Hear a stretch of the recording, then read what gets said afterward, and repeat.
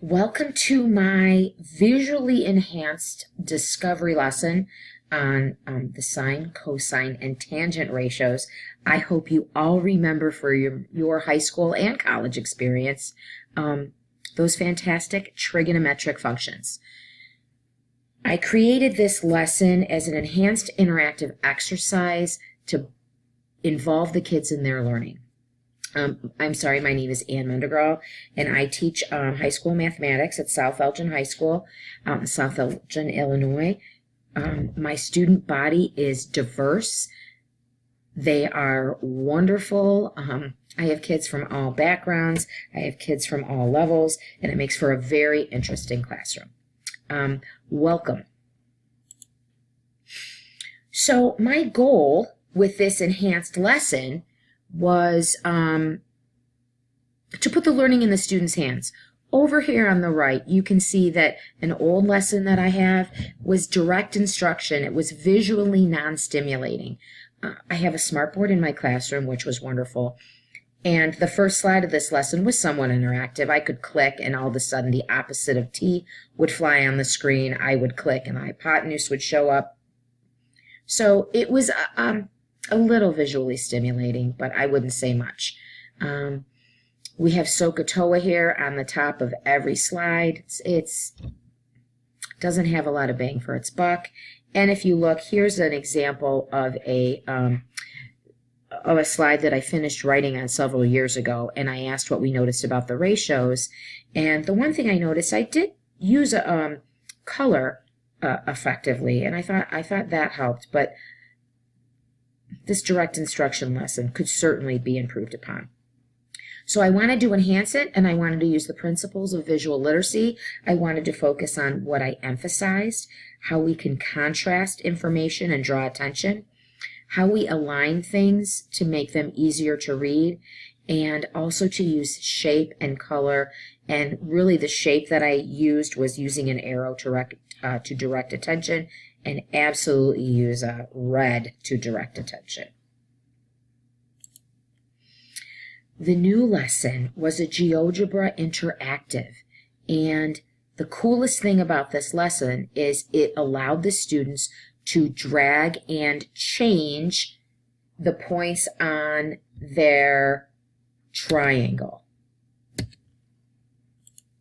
So what they did and what I demonstrated was to change the triangle. They could physically use their touch screen and move point B to create a 57-degree angle. And then they could move point A to create another triangle with a 57-degree angle. And as they did this, they recorded the measurements of the sides, and I had them focus at a time on specific ratios. So it was highly interactive. Moving back. So this lesson certainly employed a little bit more color. There was contrast going on. They knew what they had to focus on. They physically put their finger on points and moved them using their touch screen, which added to their tactile learning experience. They actually dragged their finger across a screen and got to see how the angle changed based on the side length. The original lesson started out very dry using this file. It's a GeoGebra file. Move your mouse until it's over the dots in the corner. This is so much language. It's tedious and difficult to read, and my students are really not interested in going through all of that. So I decided to illustrate and better define how to actually get set up. I've learned from years past when doing a discovery lesson, it is best to overemphasize and make things incredibly simple for the kids to understand, because if they are unsure about doing some kind of activity online, they can tend to shut down and disengage pretty quickly. So I modified the lesson, and I said we are going to start with steps to help you download and open the GeoGebra file. So I told them to navigate to our agenda and download the file. I put an arrow to where the file is. I asked them to click on it, and I explained how we downloaded it to our Chromebook. Once you clicked the file, this second window opened up, and it showed the files that you needed. I put an arrow to the download button because, if you can believe it, some people still don't know where that download button is. Our students just got Chromebooks in August, and we are trying to use them more and more. But the more that they see where these things are available and they use them, the better they get. So I started with enhancing instructions, actual instructions. The next step was to click on Start Graphing. I know when I've done this previously without these enhanced instructions, the kids look at this GeoGebra screen, and even though that Start Graphing button is in purple and looks a little different from everything else, the students have a hard time seeing it. So I wrote on the directions, click on Start Graphing, and I gave them an arrow and told them what to do.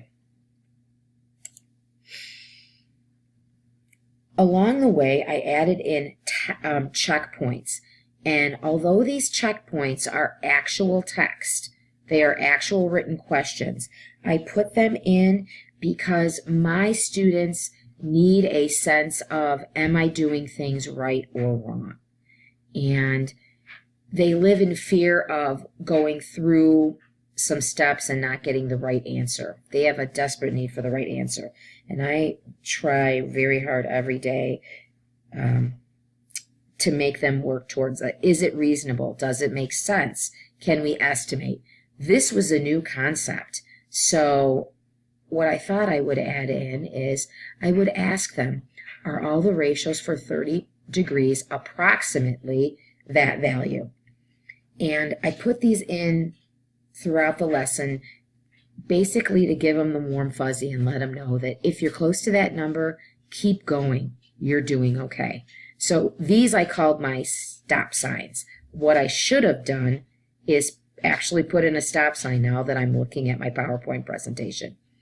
I sourced this image, the stop sign, from Wikimedia. I would like to share my results with you.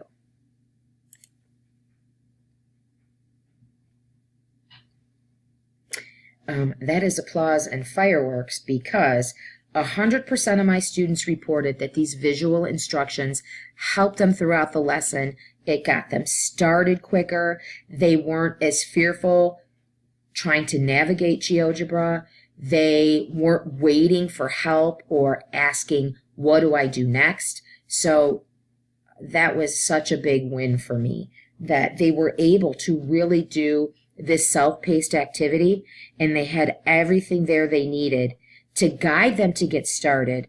So when they were actually looking at the math, they didn't have any anxiety about everything else that was going on with using this tool. So I was very pleased with that. Instruction preference. I did make a YouTube video, and the YouTube video I uploaded, I will include in my final submission. It basically is a screencast where I downloaded the GeoGebra file, and then I went to GeoGebra and imported it and started the activity. So I had that as an option for my students, and the worksheet had the enhanced text and instructions as we went.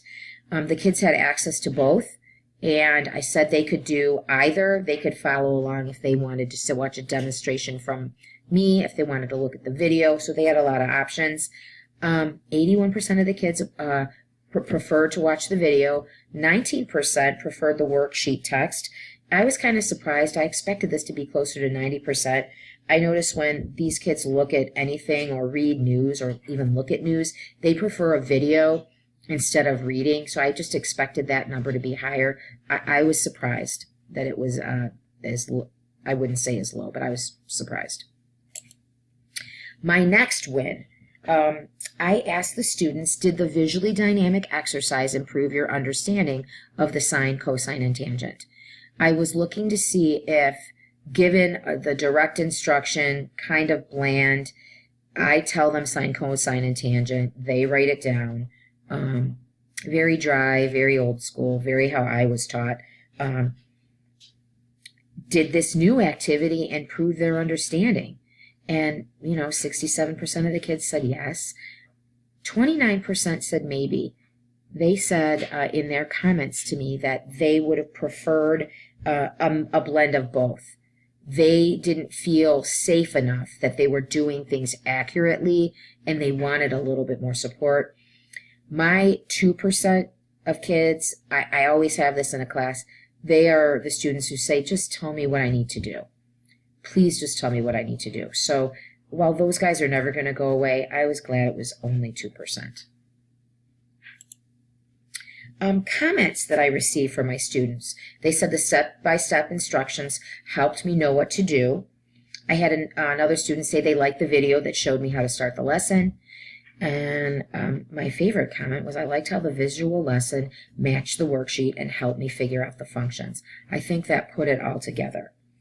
So what I learned from this and actually doing this project, I need to be more visual in my teaching. I need to reach these kids using what they use all the time, which is video and very simple images. And that's going to be a while coming. That's going to take a lot of effort to start changing things over and doing that. But little by little, I think I can get there. I was very pleased with the kids' results on their exit slips, and they did really well. So based on what I did just for this project, if I could do every lesson like that, my kids would be crushing it and hitting dingers. Thank you, and I hope you enjoyed my presentation.